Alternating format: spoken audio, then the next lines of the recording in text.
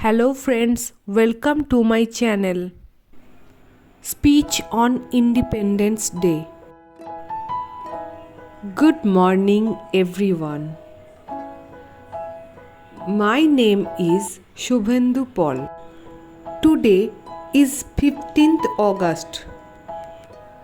Today we all have gathered here to celebrate our 78th Independence Day.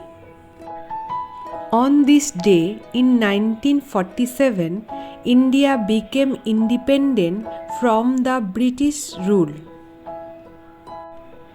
This is the day to remember the sacrifices of great Indian leaders.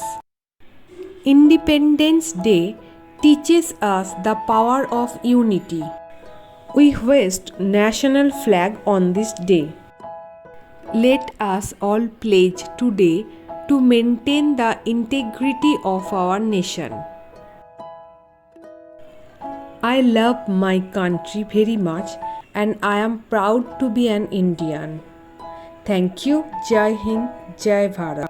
If you like my video, please like, share and subscribe.